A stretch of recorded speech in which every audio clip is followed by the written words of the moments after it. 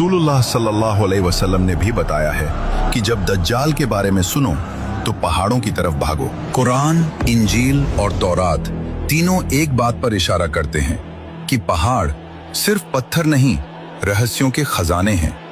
कुरान कहता है अल्लाह ने पहाड़ों को जमीन में गाड़ दिया ताकि धरती हिल न जाए।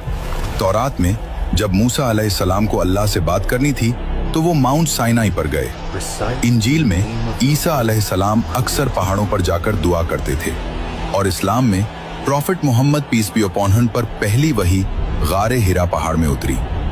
अब एक पल रुक कर सोचो, क्यों हर बड़ी मुलाकात, हर रहस्य, हर डिवाइन कनेक्शन पहाड़ों से जुड़ा हुआ है? और कहानी यहीं खत्म नहीं होती।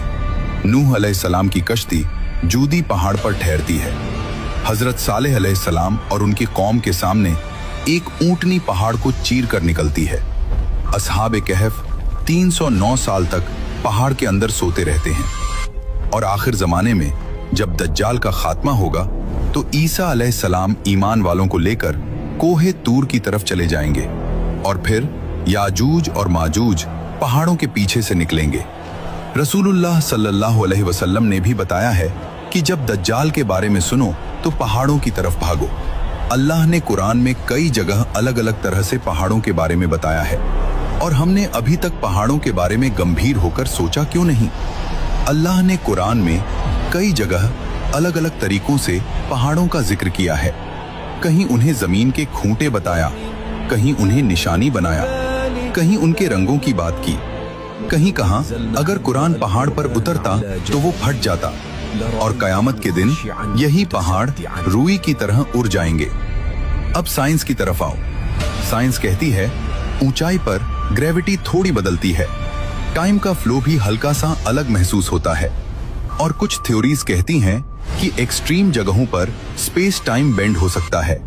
फिजिक्स में इसे कहते हैं वर्म होल, एक ऐसा रास्ता जो दो अलग जगहों या शायद दो अलग दुनियाओं को जोड़ता है।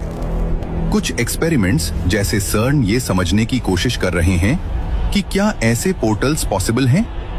तो सोचो, जहां नबी गए, जहां वही उतरी, जहां से अजूबे निकले, जहां से आखिरी फितने निकलेंगे, क्या वो जगह सिर्फ एक पहाड़ है या फिर वो एक हिडन गेटवे है दो दुनियाओं के बीच?